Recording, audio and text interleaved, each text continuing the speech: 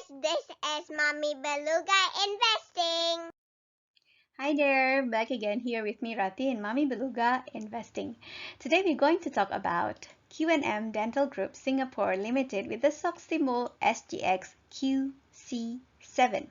It is a stock of the company that took away one of my wisdom, that is my wisdom tooth. Okay, after looking at the numbers and other qualitative insights, my quick take for Q&M are it's a growing company and it's still growing. It's thriving during pandemic. However, I cannot confidently say that it's growing sustainably and organically. Follow my video as I quickly discuss the company's profile, EPS since 2008, dividend, and other numbers. Please consider to subscribe because it means a lot for me, a beginner YouTuber. If you have any comments or input, do not hesitate to put in comment section. It'll probably help me to get more perspectives and learn more. Okay, before getting into the data, I read out the disclaimer first. Disclaimer, this is an amateur video. My main intention is to record my journey, learning and practicing investing from scratch. This video shouldn't replace any financial advice and is a suggestion to take position, buy or sell in the stock market. Please conduct your own research before making any decision. If you do conduct your own research, I hope this video is useful for your decision making. Now let's start from a quick company profile. According to its website, Q&M Dental Group or Q&M was first established in Singapore in November 1998. Other than that, I cannot gather any information regarding their history or milestones. And then another one that I can put here is that according to SGX, the company was listed in 2009. Okay, now let's continue to its size. Okay, in its 2020 annual report, the group claimed that it owns the largest network of private dental outlets in Singapore, operating 85 dental outlets across the country or across the island, underpinned by about 230 experienced dentists and more than 350 supporting staff. The group sees an average of 40,000 patients visit a month in Singapore. The group also operates 5 medical clinics and a dental supplies and equipment distribution company. There's a slight discrepancy between the text in Q&M 2020 annual report. In page 2 here, the one that we have already on the screen, it stated that it owns 85 dental clinics in Singapore, while in page 3, it says that it owns 83 dental clinics. Not sure why. Now let's look at the table below closer, the table of regional footprint. We can see that Q&M also has some clinics in Malaysia and one in China. It also has 2 manufacturing of dental materials or distribution of dental equipment and supply in Singapore and one in Malaysia. Interesting enough, it has 1 COVID-19 testing laboratory. There's a graph in page 3 of their 2020 annual report that piqued my interest.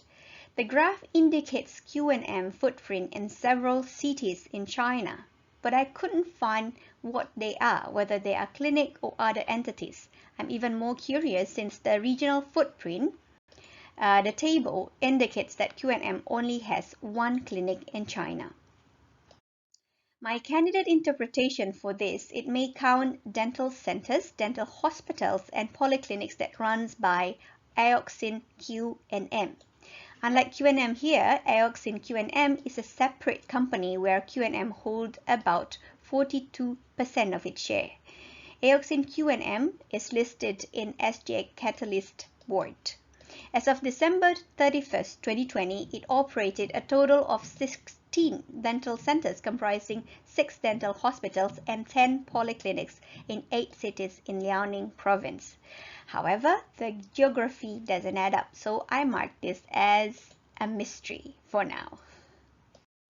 Okay, just for fun, I can't help to notice that Q&M have been recycling photos of the chairman and the CEO. The post hardly changes since 2011 with a minimum photo editing. Perhaps this is for the sake of efficiency, and the chairman and the CEO are not too particular about posing for the company's annual report. Okay, Now let's move on to the largest registered shareholder. From the 2020 annual report, most of the largest shareholders are behind some custodian accounts. A few of the names in the list here do not seem to be in the company's management.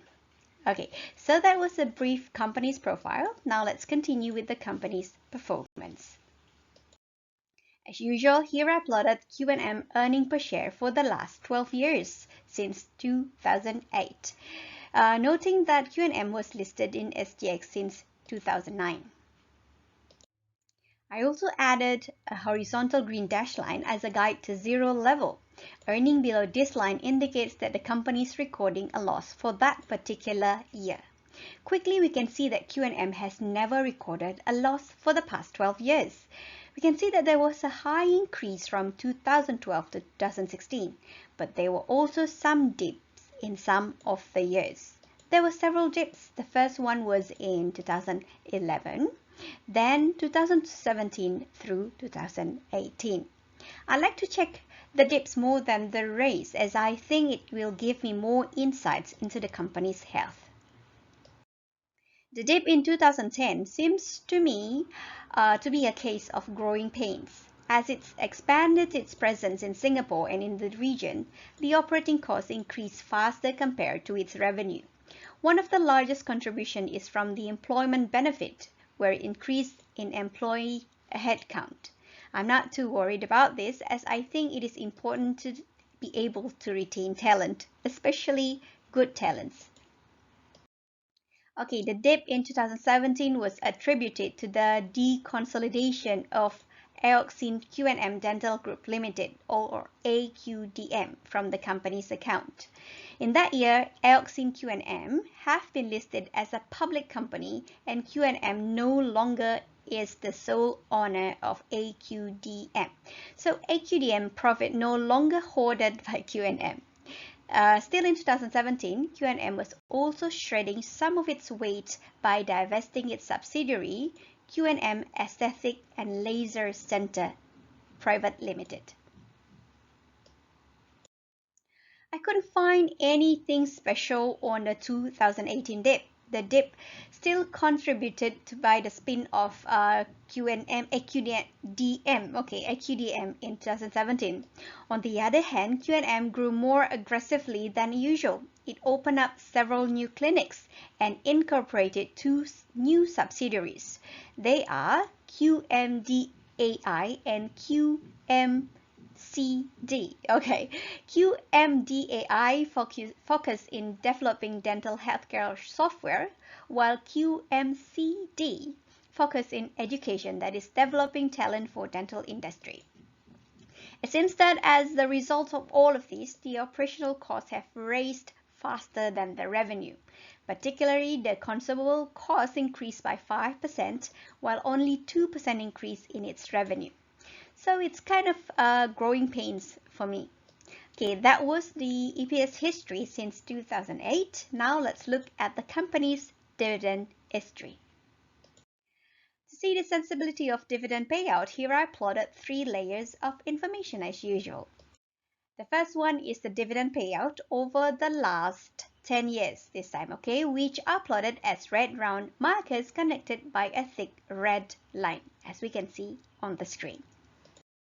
On each of the points, I've annotated with 2 numbers. The numbers above, the markers, are the dividend payouts in Singapore dollar, and the ones below are the payout ratios to the respective year's earning per share. As a comparison to the earnings here, I plotted back the earning per share as a thinner line with the same color. At a glance, I have mixed feeling about the company's dividend payout. In some years, it paid out almost the entire earnings as dividend. That does not make me comfortable. Retaining most of the earning during profitable years would be better, in my opinion. It serves 2 things. One as a means for more organic growth, that is reducing the need for financing for growth. The second one is cushion for difficult periods. Okay, now let's move on to its dividend yield history. Here I plotted the average dividend yield per year as the red round markers. At each markers, I placed error bar, which represent the range of yield over that year.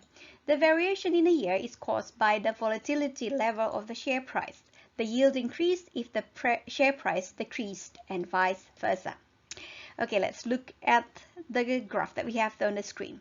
Quickly, we can see that for its current price in mid-August 2021, its dividend yield ranges around 6.36%.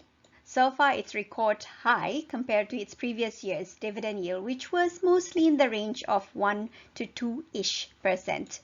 Though this year's dividend yield is very high compared to other investment instruments such as bank deposit or Singapore saving bond, considering the previous year's dividend yields and the current year's payout ratio, I doubt that this percentage is sustainable. Okay, hence this high dividend yield does not excite me. Okay, now let's take a look at the historical price movement and reasonable price. To see the Q&M's market valuation, here I plotted 4 layers of information, which are: okay, first is the price, which represents the market valuation of the company. It is also the easiest information that I can obtain. I can use the search term Q&M share price and it will pop me with this kind of graph. But price alone sometimes misleading for the value of the company and its prospects. So I include some fundamental indicators to help me to decide. The second layer of information is the 10 times earning multiply, which here I plotted as a dashed green line. 10 times earning multiply can be considered as the price where the price to earning, that is the PE ratio, is 10. For me, I consider 10 times earning multiply has 2 purposes. The first, that it indicates the price where I have higher chance to break even within 10 years. You could plot 5 times earning multiply if your investment horizon is 5 years. Second, as a consequence for the first reason, I'll consider share price above this 10 earning multiply to be expensive. The third layer of information is 15 times earning multiply. With the same principle as 10 times earning multiply, price above this indicator will be deemed as expensive. Here I plotted the 15 times earning multiply as dashed yellow lines, just like the traffic light. I'll start feeling nervous if the price crosses this line, particularly for non-growth company. The fourth layer of information is the 20 times earning multiply. Here I plotted as a dashed red line. I will consider the share price to be super expensive if it ever crossed this line. For non-growth company, I consider to cut down my position if this happens. Okay, so now let's see what's going on with Q&M share price. We can quickly see that Q&M price has soared way past its 20 times earning multiply in 2015, which afterwards followed by a steady decrease until 2019. Though 2017 to 2019 was a period where its EPS, its earning, soared. Currently, the price is in an uptrend since 2019. If I have to say my reasonable price for Q&M based on its earnings, I would place it around 20 cents per share, which is at its 10 times earning per share. The reason is because from reading the company's annual report and looking at its numbers, I get the sense that it's not growing sustainably and organically. Based on market valuation, 40 cents at its 15 times earning is quite reasonable because it is its historical support. It provided reasonable chance for upswing. As of 13th of August 2021, when I prepared this video, Q&M stock price is at 84 cents per share. So it's rather pricey for me. Okay, so now wrap up. Conclusion. I think Q&M is a growing company and it's still growing. That's a good thing. Another good thing is that it's thriving during pandemic. However, I cannot confidently say that it's been growing sustainably and organically. So for now, I think I'm gonna pass. Okay, that's all for today. Thanks for watching. Don't forget to leave comments and please subscribe to my channel. Bye.